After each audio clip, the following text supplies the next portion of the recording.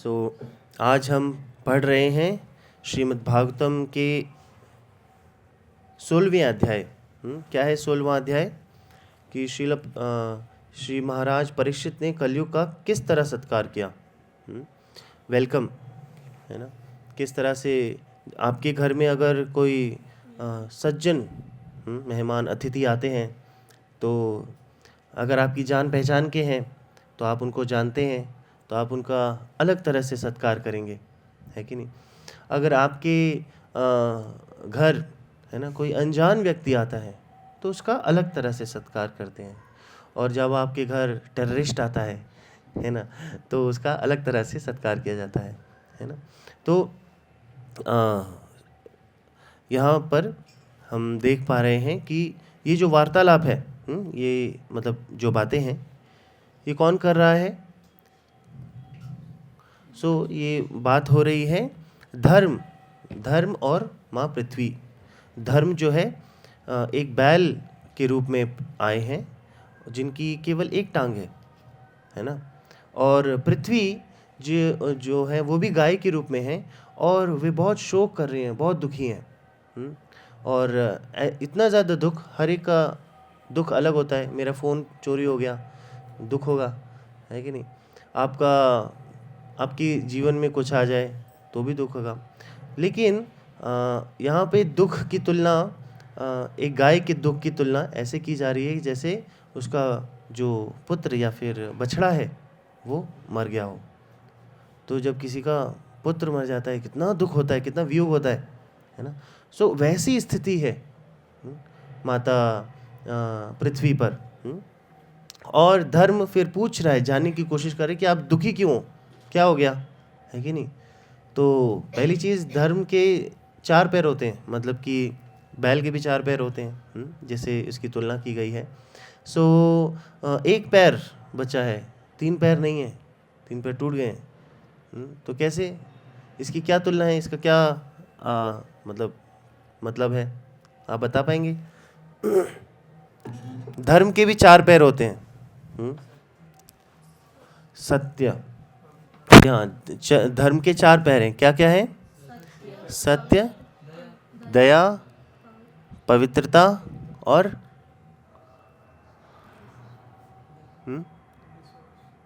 विश्वास नहीं, तपस्या। ये 4 हैं। तो क्या क्या इस कलयुग में नहीं है? तपस्या नहीं है, दया नहीं है, पवित्रता नहीं है। कैसे नहीं है? दया दिख तो रही है हर जगह, बहुत दया है ना। कैसे नहीं है? कैसे उसको समझेंगे? कैसे पवित्रता नहीं है ना? बहुत सफाई है, सफाई अभियान चल रहा है पूरे देश में, है ना, बहुत सफाई है। क्या मिसिंग है? तो दया आती है, दया मतलब कंपैशन। तो वो तब होती है जब हम मांस नहीं खाते हैं, है ना। तो दया केवल इंसानों के लिए नहीं, बल्कि जानवरों के लिए भी। ऐसा नहीं कि मेरे को कुत्ता पसंद है लेकिन बकरी अच्छी लगती है हाँ, और चिकन तो बहुत अच्छा लगता है ना। ऐसा नहीं है। तो ये दया आपका कॉन्ट्रडिक्शन हो रहा है। हाँ, मतलब कि मैं किसी के प्रति दयावान हूँ लेकिन किसी के प्रति क्रूर हूँ। एक व्यक्ति के अंदर अगर उसको धर्म का पालन करना है, तो उसको अपने अंदर, अपने हृदय में ये 4 चीज़ों का पालन करना है। नो मीट ईटिंग, है ना, मतलब कि मांस नहीं खाना, और किसी प्रकार का नशा नहीं करना। नशा कौन से स्तंभ, धर्म के कौन से स्तंभ को तोड़ देता है? तपस्या। कैसे? हाँ, नहीं, हमारा दिमाग तो बाद में पागल होगा। सबसे पहली जो है, मनुष्य का जन्म मिला है तपस्या करने के लिए, है ना, आलस के लिए नहीं, तपस्या करने के लिए मनुष्य का जन्म मिला है। तो बेसिक जो तपस्या है वो ये है कि हमें किसी तरह का पान नहीं करना है। ये मदिरा पान, इंटॉक्सिकेशन, किसी भी तरह का, चाय भी, किसी भी तरह की लत नहीं लगानी है।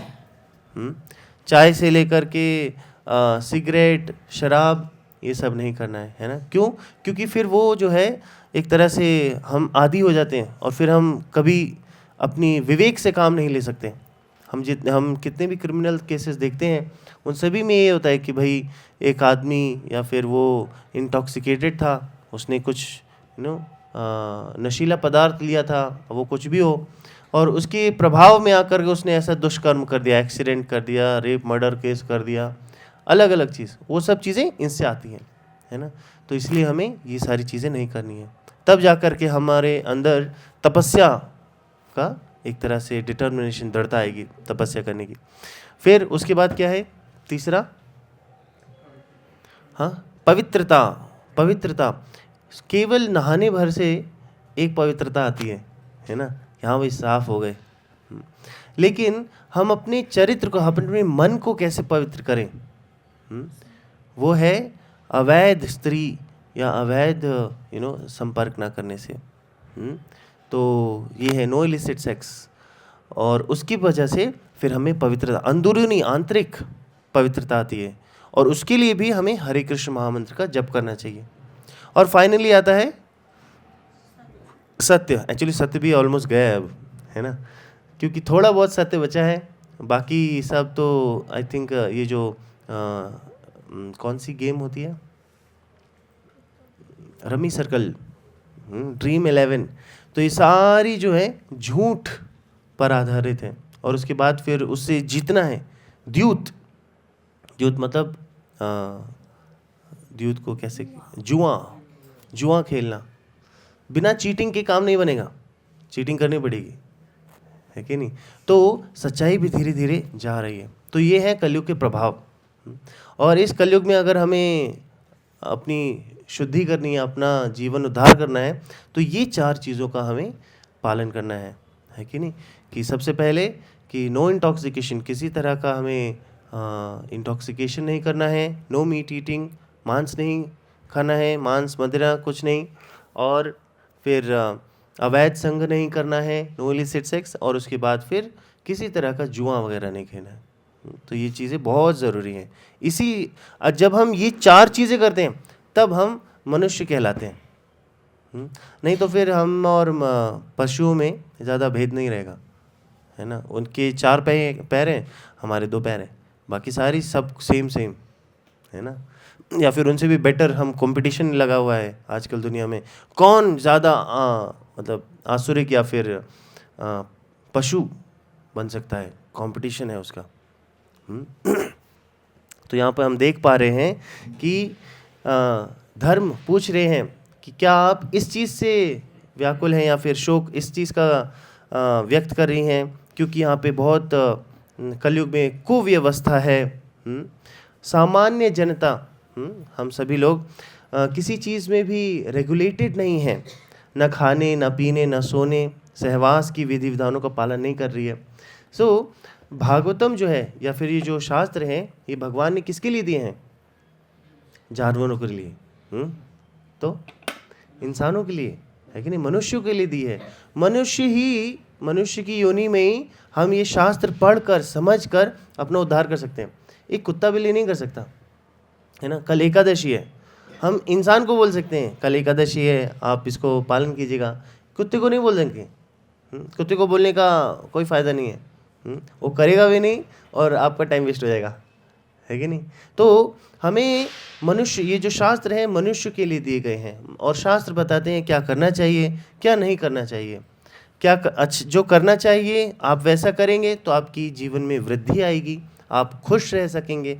और जो नहीं करना चाहिए, जैसे कि पाप, जितने भी सारे पाप कर्म हैं, अगर हम वो पाप कर्म करते हैं तो हम दुखी रहेंगे। क्षणिक भर के लिए भले ही हम थोड़ा प्रसन्न हो जाए, खुश हो जाए, लेकिन उसके बाद फिर दुखों का एक सागर आपको पार करना पड़ेगा, डूबना पड़ेगा उसमें। तो इस तरह से ये प्रश्न कर रहे हैं। और उसके बाद फिर श्रील प्रभुपाद बताते हैं तात्पर्य में कि शरीर की आवश्यकताएं हैं, है ना, जो कि पशुओं में भी हैं, लेकिन उसकी पूर्ति के लिए हमें शास्त्रों का पालन करना चाहिए। अगर हमें जैसे खाना है, खाना इंसान भी खाते हैं, मनुष्य भी खाते हैं और पशु भी खाते हैं। तो हमें कौन सा खाना खाना चाहिए? कुछ भी खा लें? अगर हम कुछ भी खाएंगे तो अगले जन्म में हम कौन मतलब शरीर प्राप्त होगा? कौन सा शरीर प्राप्त होगा?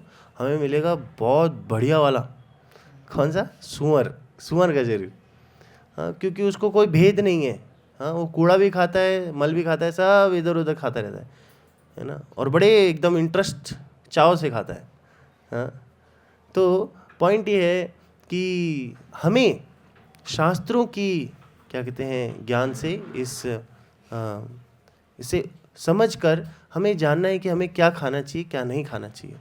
शास्त्र क्या बताते हैं खाने के लिए? क्या खाना चाहिए हमें? नहीं, हमें प्रसाद खाना चाहिए, है ना। सात्विक मतलब नो अनियन नो गार्लिक। आजकल ब्रांड चल रहा है, अलग अलग कंपनियां अलग अलग तरीके से लुभाने की कोशिश करते हैं, और वो कहते हैं कि भैया आप जो है सात्विक सात्विक सात्विक। तो हम जैन नहीं हैं, है ना, हम जैन फॉलोअर्स नहीं हैं, हम कृष्णा फॉलोअर्स हैं। और कृष्ण भगवान कहते हैं भगवद गीता में कि पत्रम पुष्पम फलम तोयम यो मे भक्त्या प्रयच्छति। जो मुझे पत्र पुष्प फल ये चढ़ाता है प्रेम पूर्वक, तो मैं उसे अर्पित करता हूँ। और भगवान भगवद गीता के 3rd चैप्टर में 3रे अध्याय में कह रहे हैं, यज्ञ शिष्टाशिना संतो मुच्यन्ते सर्वकिल विषय। संत जो हैं वो क्या खाते हैं? वो यज्ञ शिष्ट खाते हैं, यज्ञ में अर्पित किया हुआ भोग। हम प्रसाद खाते हैं, और इसी वजह से हम सारे पापों से मुक्त रहते हैं। तो हमें क्या खाना चाहिए? प्रसाद खाना चाहिए, ऐसा है। तो हमें किसी क्या कहते हैं पशुओं के समान नहीं, अपितु ये जो भागवत कह रही है उसके समान जीना चाहिए। और उसके बाद फिर आचरण। हाँ, यहाँ पे श्रील प्रभुपाद बता रहे हैं बहुत ज़रूरी एक चीज़ कि जब मानव समाज कलयुग के प्रभाव से मोहग्रस्त हो जाता है, तब वह ऐसे विधि विधानों का अनदेखा करता है। जब कलयुग का प्रभाव पड़ता है तो लोग सोचते हैं, अरे ये क्या Swami ji, you are in 2025, upgrade yourself. हाँ, अरे थोड़ा ट्रेंडिंग रहिए ना। आज देखिए क्या क्या एकदम बर्गर पिज़्ज़ा ये फलाना ठिकाना, और मेरी life my life my choice, है ना। सो इस तरह YOLO, you only live once, अच्छे अच्छे एकदम ट्रेंडिंग टॉपिक आते हैं और हम लोग प्रभावित हो जाते हैं। अच्छा ऐसा है क्या, ये नया ट्रेंड चल रहा है। तो ये सही नहीं है ना। ट्रेंड एक हमें ट्रेंड फॉलो नहीं करना है, हमें शास्त्र फॉलो करने है कि नहीं। ट्रेंड कुछ भी चल सकता है कि नहीं, ऊट पटांग कुछ भी आजकल चीज़ें आती हैं, और स्पेशली युवाओं में ये रहता है कि अरे अगर मैं ये नहीं कर रहा हूँ तो मेरे जो दोस्त हैं वो मुझे कूल नहीं मानेंगे, है ना। मुझे, और अगर मैं भगवद गीता पढ़ रहा हूँ या भगवान से, है ना, अपने क्या कहते हैं अपनी जीवन एक तरह से स्पिरिचुअल लाइफ जी रहा हूँ, तो लोग मेरा मजाक उड़ाएंगे, और उड़ाते भी हैं, है ना, उड़ाते भी हैं। अरे तिलक, मैं एक बार तिलक लगा के कॉलेज गया था, तो यहाँ तुलसी है, यहाँ पे तिलक है, तो जनरली लोगों ने देखा है कि तिलक यहाँ लगता है थोड़ा सा, या फिर एक टीका टाइप, है ना। लेकिन अब इतना बड़ा तिलक भाई, तो उसने कहा, मेरे दोस्त ने मजाक उड़ाते हुए, कि आप यहाँ से क्यों लगा रहे, यहाँ से लगाना ना, यहाँ से लगाओ, है ना, यहाँ से छाती से एकदम यहाँ से यहाँ तक। हाँ, तो मजाक उड़ाने, हाँ ठीक है क्या कर सकते हैं, है ना। तो उसको नहीं पता। ये सारी चीज़ें मजाक उड़ाने की उससे आ जाती हैं। तो लेकिन हमें उन सब से विचलित नहीं होना है, हमें इसका महत्व पता है, इसलिए हमें ऐसे लगा है। जब वही व्यक्ति, मेरा ही वो मित्र अगर पूछेगा ऐसे क्यों लगाया है, तब हम उसको बता सकते हैं। तो काफ़ी लोग ऐसे एक तरह से छोटा दिल हो जाते हैं कि अरे ये सारी चीज़ें अट्रैक्टिव नहीं है, लोग मुझे पसंद नहीं कर रहे हैं। तो ये चीज़ हमें तब आती है जब हम लोगों के लिए जीते हैं, या फिर ट्रेंड जनरली लोग इसलिए फॉलो करते हैं ताकि लोग उनको एक्सेप्ट कर सके, उनका फ्रेंड सर्कल, है ना। अगर कुछ नया पहना है आपने, एक्चुअली आजकल तो सोशल मीडिया है तो इसको भी ट्रेंड बना दिया है ना। काम वही है खराब, लेकिन एक रील या फिर एक पोस्ट के लिए लोग तिलक लगाते हैं। सो पॉइंट ये है कि हमें भगवान के निर्देशों का पालन करना है, ना कि सामाजिक जो जिनका जीवन वैसे ही अधम है उनके लिए, उनको खुश करने के लिए अपना जीवन जीना है ना। तो ऐसा नहीं करना है। हमें पता होना चाहिए कि हमारी स्थिति क्या है। हम भगवान के अंश हैं, हम उनके अंश नहीं हैं, है ना। हम भगवान के अंश हैं और हमें भगवान की सेवा करनी है। जो भगवान की सेवा करता है वो ऑटोमेटिकली खुश रहता है। लेकिन जो जन समाज की सेवा करने के लिए पूरा मतलब दोस्त को खुश करना है, इनको खुश करना है, तो फिर आप दुखी रहिए, है ना। पूरा जीवन दुखी रहे, पूरा जीवन खर्च हो जाएगा। पैसा होता है ना, खर्च होता है, वैसे जीवन खर्च हो जाएगा और तब भी लोग कहेंगे हाँ क्या किया है तुमने हमारे लिए। तो वैसा, तो इसलिए हमें लोगों के लिए नहीं लेकिन कृष्ण भगवान की खुशी के लिए अपना जीवन जीना चाहिए। वही होता है भक्त। और इसमें ये भी बताया है प्रभुपाद ने कि बेस्ट एग्जाम्पल, कलयुग में सबसे बड़ी दिक्कत क्या है? संग। कुसंगति के कारण एक जो शुद्ध, नॉट शुद्ध बट एक ब्राह्मण बालक, क्या नाम है उसका? अजामिल। अजामिल जो कि एक ब्राह्मण बालक था और अपने पिता की सेवा करता था, घर गृहस्थी पिता उसका, उसकी पत्नी थी, हाँ वो भी पतिव्रता पत्नी, पुत्र था, सब बढ़िया। लेकिन एक बार उसके पिता ने कहा, क्योंकि वे भी ब्राह्मण थे, तो पूजा के लिए उन्होंने कहा कि आप जाइए और फूल पत्ती तोड़ करके लाइए। और वो गया। लेकिन जब वो ये कार्य करने के लिए गया था तो उसने देखा कि एक प्रोस्टिट्यूट, एक वैश्य और एक शूद्र आलिंगन कर रहे हैं लस्टफुली, काम पूर्वक। और वो देख करके वो एक तरह से उसके इफेक्ट में आ गया, उसके प्रभाव में आ गया। फिर उसने सोचा ठीक है, अगर ये भी एक रस है, हम भी कर सकते हैं, हाँ। तो ये उसकी मूर्खता थी। और उसके बाद फिर उसने सोचा कि ठीक है, मैं भी इस वैश्या से संभोग करता हूँ, उससे फ्रेंडशिप करता हूँ। उसके बाद फिर उसने कहा कि ठीक है, आप जो है मेरे घर में नौकरानी बन जाइए। तो उसको घर में ले आता है। उसके बाद फिर एक दिन जब पति पत्नी, घर में सबको पता चलता है कि अरे ये तो प्रोस्टिट्यूट है, ये तो वैश्या है, तो ये बहुत क्रोधित होकर के घर छोड़ देता है और उसके साथ उसके घर चले जाता है। अब उसको डिमांड है, वैश्या कहते कि भाई आप मेरे साथ रहना है तो भाई खर्चा पानी देना पड़ेगा। तो खर्चा पानी लेने के लिए तब फिर वो डकैत बनता है और जुआरी बन जाता है। और जुए में जीता तो ठीक, नहीं तो सामने वाला गया, उसे ऐसे नहीं तो वैसे जीतना ही है। ऐसे करके उसने अपना जीवन एकदम दुर्गति में आ गया। 10 बच्चे पैदा किए और आखिरी बच्चे का, 10वें बच्चे का नाम उसने नारायण रख दिया। नारायण रखा। उसकी भी एक कहानी है, वो मैं आपको बाद में बताऊंगा कभी और। तो नारायण रखा। नारायण रखने के बाद फिर उससे बहुत छोटे बच्चे जो होते हैं बहुत अट्रैक्टिव होते हैं, बहुत प्यारे होते हैं, बहुत अपनी टूटी फूटी भाषा में बोलते हैं और वाह, मतलब बहुत प्यारा लगता है। एक छोटा बच्चा कल परसों मेरे से बोलता, मैंने कुछ कहा कि अरे इसने तो कह करके पका दिया, मतलब इरिटेट कर दिया। तो छोटा बच्चा बोलता है पका दिया है तो खा लो। वेरी स्वीट, बहुत छोटी छोटी प्यारी प्यारी बातें। उसको नहीं पता क्या बोला, लेकिन हमको बहुत मज़ा आता है।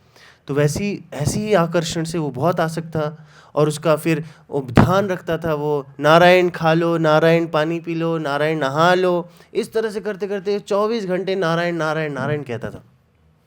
वो हो गया 90 वर्ष, 90 वर्ष की आयु में अब वो मरने वाला है।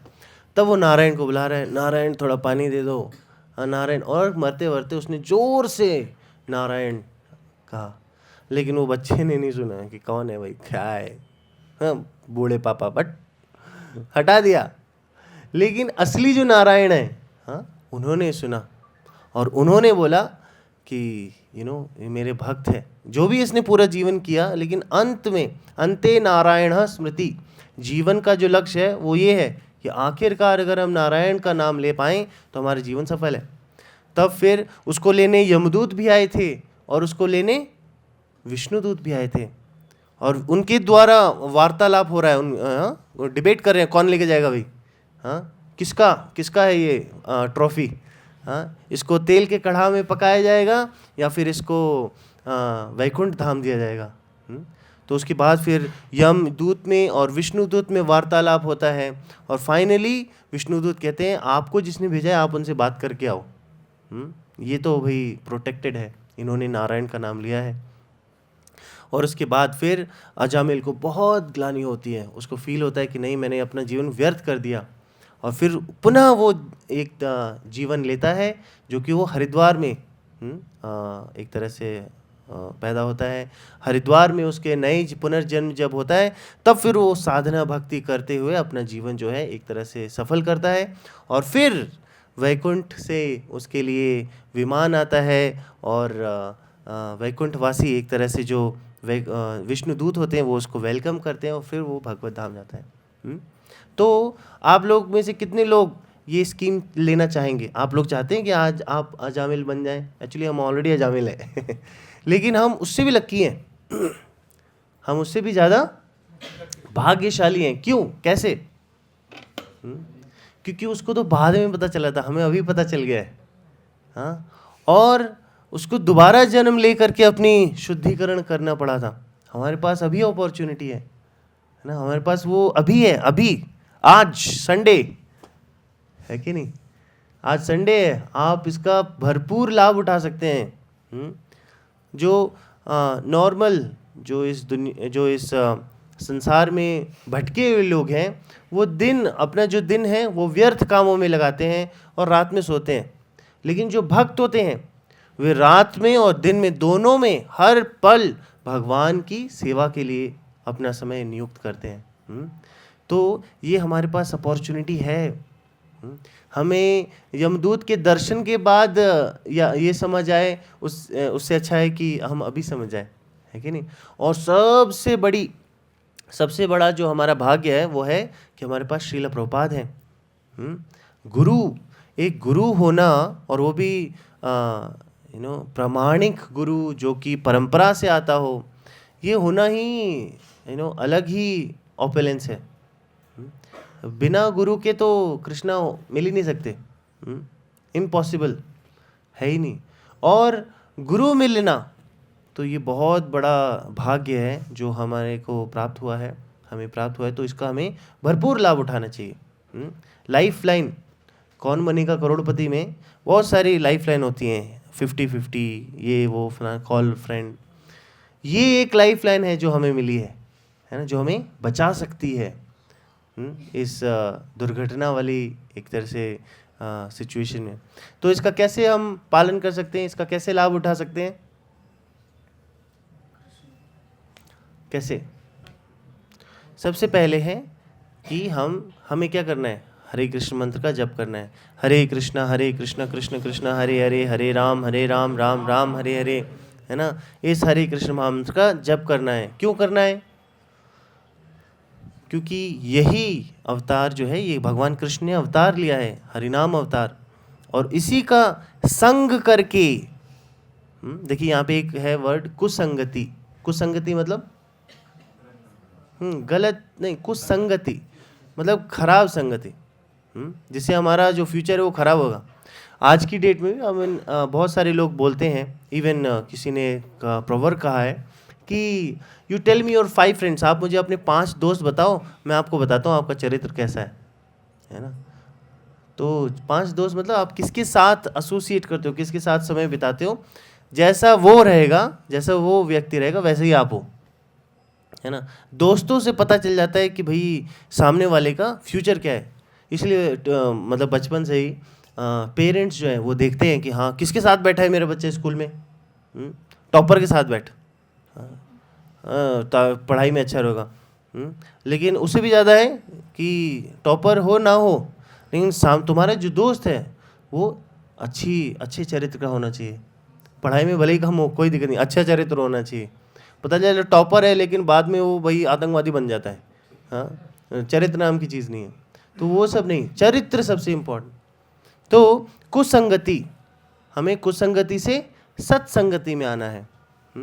एक्चुअली ये सबसे इम्पॉर्टेंट इंस्ट्रक्शन है। हमें चैतन्य चरितामृत में पता चलता है कि कुसंगति का त्याग करना ही वैष्णव का सबसे बड़ा इम्पॉर्टेंट एस्पेक्ट है। एक वैष्णव को अपने जीवन में कुसंगति का त्याग करके भगवत संगति या वैष्णव संगति में रहना चाहिए। वैष्णव संगति में रहेंगे तो क्या होगा, क्या बेनिफिट, इसका क्या बेनिफिट है? हाँ जी, हाँ 24 घंटा जब भी लेंगे, है ना, प्रजल्पा कम, है ना, भगवान की बातें ज़्यादा सुनने को मिलेगी। नहीं तो बाहर मतलब कि इस कुसंगति में सारी बातें होती हैं, सारी बातें, पॉलिटिक्स, बॉलीवुड, हॉलीवुड, सारी वुड, और क्या बचा, और क्रिकेट, हाँ, सारी सब बातें, लेकिन भगवान की बात नहीं होती। भगवान को छोड़ के सारी बातें करनी है। इसके जीवन में क्या चल रहा है, मेरी पड़ोसन, हाँ, मेरे ऊपर वाला, बाजू वाला, सब की जिंदगी में घुस करके सीसीटीवी कैमरा बन के सबका सब जान लेना है, लेकिन भगवान के बारे में ना सुनना। तो ये होता है कुसंगति, और इससे क्या होगा, जीवन व्यर्थ होगा, वेस्ट। लेकिन अगर हम भगवत संगति में रहेंगे तो क्या होगा, भगवान के बारे में सुनने को मिलेगा, कीर्तन, प्रसादम, कोई आए कहीं से, हाँ प्रभु जी लीजिए, माता जी लीजिए, प्रसाद मिलेगा, चरण भगवान के दर्शन ले लेंगे। भक्त बोलेगा चलिए प्रभु मंदिर चलते हैं, आपके पास छुट्टियां बाकी हैं क्या ऑफिस से, ठीक है चलिए एक धाम चलते हैं। हर जगह भगवान का ही आपको एडवर्टाइजमेंट मिलेगा। और वो एडवर्टाइजमेंट आपके अंदर जो जितनी भी सारी अभद्रताएं वो सबको हटा देगा। लड़ाई भी होगी, हाँ लड़ाई भी होगी, झगड़ा भी होगा, हाँ नहीं प्रभु जी आपने बोला था जलेबी मेन्यू में रखेंगे, लेकिन आपने तो पकौड़ा रख दिया। ये क्या है, मीठा रखना है ना, हम तो नॉर्थ इंडियन हैं तो हमको ऐसा चाहिए, जलेबी चाहिए, लेकिन आपने साउथ इंडियन मेन्यू, वो सब चलेगा, वो सब चलेगा, लेकिन कुछ भी हो जाए वैष्णव संगति नहीं छोड़नी। क्यों? क्योंकि ये सारी चीज़ें अच्छी चीज़ें हैं। जैसे कि अभी हमने प्रयागराज, हाँ प्रयागराज में थे हम, और प्रयागराज की लीला क्या है कि भाई वहाँ समुद्र मंथन हुआ था, किसके बीच, दैत्य और देवों के बीच, और उसके बाद फिर मंथन हुआ था। मंथन में क्या निकला, नहीं अमृत बाद में निकला, सबसे पहले विष निकला।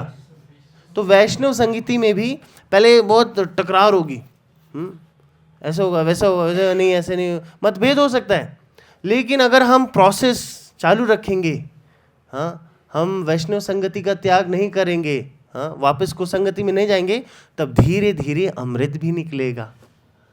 हाँ एक एक करके हर चीज़ आएगी, लेकिन उसके लिए क्या करना है, आपको वैष्णव संगति में ही रहना है। वैष्णव संगति का त्याग नहीं करना है कभी भी, है ना। आप कुछ सबका त्याग कर लीजिए, लेकिन वैष्णव संगति में अगर आप हैं, एसोसिएशन ऑफ डिवोटीज, तो आप भगवान को भी छोड़ ही नहीं सकते।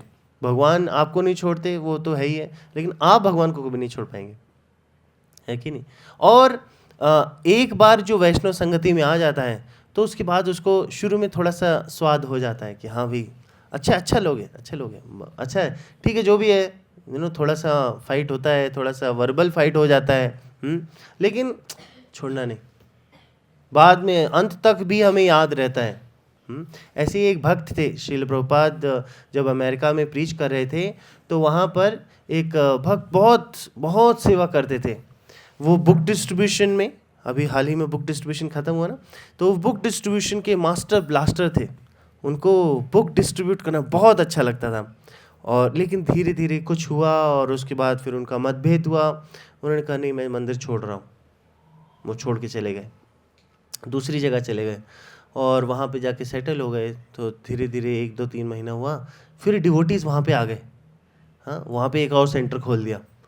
तो इस भक्त को लगा रहे यार फिर से आ गए ये लोग, ये भी जगह छोड़ रहा हूँ मैं, हाँ वो जगह छोड़ के फिर कहीं वो बीच में चले जाता है, फिर वहाँ पे रहने लगता है। फिर धीरे धीरे एक दिन वहाँ पे भी संकीर्तन पार्टी कीर्तन करते करते आ जाती है, तो फिर इसको रोना आ जाता है कि यार 3 जगह चेंज कर ली मैंने, अभी तक ये छोड़ी नहीं है, हर जगह आ जाते हैं। तो बहुत रोना आया इसको, रोने लगा है, बेंच पे बैठा हुआ था, रोने लगा। और उसके बाद फिर उसके बाजू में एक डिवोटी आकर के बोलता है, हरे कृष्णा, आप ये बुक लेना चाहेंगे? जानता नहीं है मैं कौन हूँ? हाँ, पहले मैं आप ही की तरह मैं मास्टर ब्लास्टर था और ऐसे ऐसे किया करता था, हाँ, लेकिन मैं छोड़ दिया है। हाँ, तो डिवोटी ने कहा, अच्छा अच्छा ठीक है, ये कुछ किताबें यहाँ रख रहा हूँ, आप पढ़ना है तो पढ़ लीजिए। मैं पढ़ लिया सब। ऐसे करके छोड़ के चले जाता है। वो बहुत दुखी होता है, रोने लगता है, लेकिन उसके बाद बाजू में देखता है कि एक किताब रखी है, तो उठाता है और उसमें लिखा होता है टीचिंग्स ऑफ लॉर्ड चैतन्य, है ना। तो उसको और रोना आ जाता है। क्यों? क्योंकि ये वही बुक थी जिसका वो सबसे ज़्यादा डिस्ट्रीब्यूशन करता था, है ना। तो आप कितना भी चाहें, आप भगवान से भाग जाएं, दूर भाग जाएं, लेकिन भगवान आपको पकड़ लेंगे। एक बार आप अगर आ गए यहाँ पे तो आप भाग नहीं सकते भाई।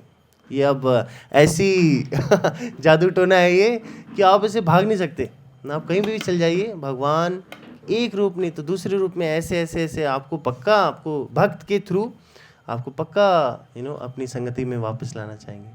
और तो ये एक है। और उसके बाद फिर तो हमें वैष्णव संगीत में ही रहना है। इसका एक और उदाहरण है। आप लोगों को पता है हीरे होते हैं। हीरे कैसे होते हैं? शुरू में हीरे एक पत्थर की तरह होता है, कोयले की खान में निकलता है।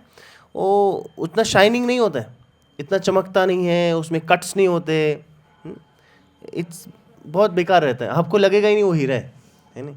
तो उसको तराशने के लिए क्या करते हैं?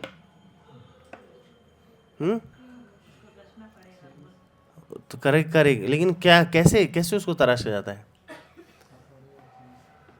नहीं, वो सबसे स्ट्रॉन्गेस्ट वो चीज़ है ना। डायमंड जो है, हीरा सबसे कठोर पदार्थ है एक तरह से, सबसे कठोर। तो उसको कैसे काटेंगे?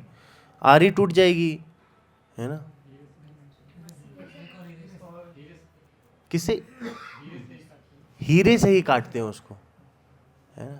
हीरे को हीरे से काटा जाता है, ठीक है। और सबसे पहली जो एक मशीन होती है, तो उसमें सारा ये सब डाल दिया जाता है, सारे जो टुकड़े टुकड़े हैं हीरो के डाल दिए जाते हैं, बटन ऑन कर दिया जाता है।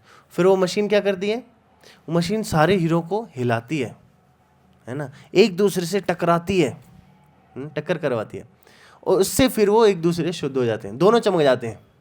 तो ये जो भक्ति है ना, वैष्णव संघ, ये ऐसे ही है ना। इसमें जब रगड़ते हैं, है ना, सेवा करते हैं, तो सारी इम्प्योरिटीज़ चली जाती हैं, है ना। अगर हम जैसे वो हीरे जब तक मशीन में हैं तो वो धीरे धीरे तरसते जाएंगे, वैसे ही जब तक हम वैष्णव संघ में हैं, धीरे धीरे धीरे धीरे हमारे अंदर जितनी भी सारी अभद्रताएं हैं वो सारी बाहर आ जाएंगी, सारी बाहर आ जाएंगी। मतलब एक्चुअली सबसे पहली चीज़ है पता होना। भगवान आपको जब जितना आप सेवा करेंगे, है ना, वैष्णवों के साथ, उतना आपको शीशा दिखाएंगे। देखो ये गंदगी है तुम्हारी, देखो। जैसे शीशे में देख करके हमें पता चलता है ना, अरे तिलक अच्छा नहीं लगा, या यहाँ पे कुछ लगा, अरे यहाँ पे कुछ लगा है ना। तो शीशे के देखने के बाद ही आपको पता चलेगा। वैसे ही या फिर दूसरा आदमी जब बताएगा, आपको फीडबैक देगा कि देखिए आपके यहाँ पे कुछ लगा है, हटा लो। वैसे ही भगवान आपको शीशा दिखाएंगे समय समय पर सेवा करते हुए। तब आपके ऊपर है कि भाई मैं इस अभद्रता को हटाऊं या लगे रहने दूं। काम, क्रोध, लोभ, मोह, मदा, मात्सर्य, ये सारी चीज़ें अलग अलग डिग्री में हैं। तो जब आप सेवा करेंगे, ये सारी चीज़ें भगवान आपको दिखाएंगे। देखो ये है काम, हटानी है, नहीं हटानी, रखे रहो, हटाने तो हटा लो। मेरा नाम जप करो, अपनी शक्ति बढ़ाओ और हटा दो। तो भक्ति से ही हमारा उद्धार होता है। और जब हम क्या कहते हैं, अपने जीवन में सुधार लाते हैं, तब जाकर के इस देश का असली कल्याण हो सकता है। कैसे? इसको कैसे समझेंगे? जैसे कहते हैं ना कि अगर आपको क्लीन इंडिया चाहिए, साफ सुथरा इंडिया, उसके लिए क्या करना पड़ेगा? हमें क्लीन करना पड़ेगा। क्या क्लीन करना पड़ेगा?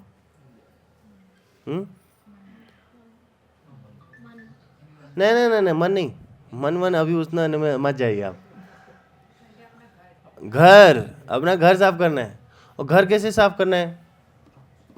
हाथ से। ठीक है, हाथ से साफ कर दिया। साफ कर दिया मतलब क्या है? कचरा आ गया भाई, हर घर में कचरा निकलता है। आप खाना बनाते हैं, सब्जी काटते हैं, कचरा निकलता है, डेली निकलता है। तो अब क्या करें फिर? बाहर फेंक देते हैं, घर के बाहर, एकदम दरवाजे के आगे। हाँ, क्या करते हैं उस कचड़े का? डस्टबिन में। डस्टबिन में जब भर जाते हैं तो तब कचड़ा वाला आता है और वो बोलता है सूखा कचड़ा अलग, गीला कचड़ा अलग। जे साथ में दे दिया तो नहीं लूँगा, है कि नहीं? या फिर कुछ और। तो आपकी साफ, अगर आपको क्लीन बैंगलोर चाहिए तो उसके लिए बीबीएमपी कहती है कि इधर उधर कचरा मत फेंको, गाड़ी आ रही है घर पे, है ना, तो 2 डस्टबिन रखो, एक में गीला एक में सूखा, उसको दे दो, है ना, नहीं तो 50 रुपये दो, वो सामने वाला खुद उठा के लेके जाएगा, है कि नहीं? तो ग्लोबली अगर आपको चेंज करना है तो उसको, उसकी शुरुआत आपके घर से होती है। तो वैसे ही अगर हम चाहते हैं कि ये कलयुग का प्रभाव खत्म हो तो उसके लिए हमें अपने घर से शुरुआत करनी है, स्वयं से, खुद से शुरुआत करनी है। हमें खुद जपा करना है, खुद, है ना। बाकियों को इस गवर्नमेंट में क्या हो रहा है वो सब वो बाद में देखेंगे। पहले हमें अंदर खुद को स्वच्छ करना है, खुद का मन, खुद का चरित्र साफ करना है। कैसे करेंगे? हरे कृष्ण कृष्ण कृष्ण हरे हरे, हरे राम राम राम हरे हरे, हरे कृष्ण महामंत्र जप करके पहली सीढ़ी। 4 नियमों का पालन करना है, भगवत प्रसाद खाना है, भगवत गीता पढ़नी है, भागवतम पढ़नी है, भगवत कीर्तन करना है। इन सारी चीज़ों को अपने जीवन में, है ना, एक तरह से उतारना है। और धीरे धीरे धीरे धीरे आप देखेंगे कि आप शुद्ध हो रहे हैं। और जैसे जैसे आपका अगर आपको देखना भी है कि क्या मेरे जीवन में कुछ फ़र्क आया, क्या कुछ प्रभाव पड़ा, आप अपना फ़ोटो देखिए। आप अपना फ़ोटो देखिए भगवत भक्ति में आने से पहले का और अभी का, बहुत चमक होगी अगर आप भक्ति के रूल फॉलो कर रहे हैं तो, है ना। तो स्कूल में होना एक अलग बात है, और स्कूल में रह करके खुद को प्रमोट करना अलग बात है कि नहीं। तो हम सभी लोग ने एडमिशन ले लिया है स्कूल में, लेकिन अब पढ़ाई करके टेस्ट पास करना है ना, पढ़ाई करते रहना है। तो वैसे ही नित्य हरे कृष्ण महामंत्र का जप करते रहना है और अपने जीवन में एक तरह से वृद्धि करते रहना है। और फिर जा कर के धीरे धीरे जब हम अपने जीवन में और अपने आसपास प्लस दूसरों को प्रेरित करते रहेंगे, जब हम भक्त बनेंगे तब जा कर के एक भक्त नेता आएगा, है ना। नेता मतलब जो नेतृत्व करे। इसका रूट वर्ड क्या है? इसका मूल वर्ड है नेतृत्व। मतलब नेत्र मतलब आंखें, जो देख सकता है ना। एक अंधे को आप लीडर बनाएंगे अपना, है ना। आप एक अंधे से हेल्प लीजिए, प्लीज मेरे को रोड क्रॉस करा दो, होगा? आप रोड नहीं क्रॉस करेंगे, आप ये भवसागर शायद क्रॉस कर जाएं। अगर आप कृष्ण बोलते हैं तब अंत मोमेंट में, है ना। तो पॉइंट ये है कि हमें अंधे को लीडर नहीं बनाना है ना। अंधे मतलब यहाँ पे वर्ड यूज़ किया गया है जो शत्रबंधु मतलब जो कि क्षत्रिय की पोजीशन में है, लीडर की पोजीशन में है, लेकिन लीडर की एक मतलब क्वालिटीज़ नहीं है, लीडर के गुण नहीं है उसमें, है ना। खाली उसके पास वोट्स आ गए हैं। आजकल तो ऐसे ही है भाई, जिसके पास वोट तो वो चेयर में बैठा है और उसके बाद फिर वो जो मन चाहे वो कर सकता है। और हम लोग फिर वेट करते हैं, अरे भाई कुछ गड़बड़ ना कर देना या फिर कुछ ठीक ठाक करना। तो अगर आपको अच्छा नेता चाहिए तो उसके लिए सबसे पहले हमें, जैसे मैंने बताया ना, घर से शुरुआत, स्वयं से शुरुआत कीजिए। आप भक्त बनिए, आप अपना नज़रिया, आप अपने जीवन की शैली, दोनों चीज़ों को भगवत भक्ति से जोड़िए और धीरे धीरे आप देखेंगे कि फिर एक भक्त जो लीडर है, जो नेता है, नेतृत्व करता है लोगों का, वो देख पाएगा कि हाँ भी जीवन का लक्ष्य क्या है, उस लक्ष्य को कैसे पाया जाए। तब जा कर के ये जो चीज़ें बोल रहे हैं, क्या है, खाना, सोना, संरक्षण करना तथा सहवास करना, तब जा कर के रेगुलेट होंगी। रेगुलेशन अभी भी है, कंट्रोल गवर्नमेंट करती है ना, लेकिन गवर्नमेंट को भी उतना नहीं पता होता है। जो गवर्नमेंट में ऑफिसर्स या फिर जो भी पॉलिटिशियन लीडर्स होते हैं, अगर वे भक्त नहीं हैं तो उतना अच्छा लीड नहीं कर पाते हैं, क्योंकि उनको नहीं पता जीवन का लक्ष्य क्या है, करना क्या है। हाँ, ज़्यादा से ज़्यादा एक लीडर इतना ही सोच पाता है, खाना पीना रहना, रोटी कपड़ा मकान। उसके आगे एक असली नेता सोच सकता है, जैसे कि महाराज परीक्षित हैं, जैसे कि महाराज युधिष्ठिर थे। वे जन कल्याण के बारे में सोचते हैं। जन कल्याण का मतलब क्या? केवल रोटी कपड़ा मकान देना नहीं, बल्कि इस जन्म मृत्यु के चक्र से भी मुक्त होना, ये होता है जन कल्याण। ना केवल मैं भगवत धाम जाऊं, बल्कि अपने साथ सारी प्रजा को लेकर के जाऊं। जो भगवत जैसे लीडर्स थे, इवन भगवान राम जी जो थे, जब वे एक तरह से वापस अयोध्या धाम जा रहे थे, वैकुंठ जा रहे थे वापस, तो सारी जनता को सबको साथ में लेके गए, सारे भक्त थे। तो ये होता है असली लीडर। तो भागवतम में आज के श्लोक में ये सारी चीज़ें बताई हैं। किसी को कोई प्रश्न? यहाँ पे हम क्लोज करें, ठीक है। श्रीमद् भागवतम की जय, श्रीमद् भगवद गीता की जय, वृंदेवी तुलसी महारानी की जय, श्रील प्रभुपाद की जय।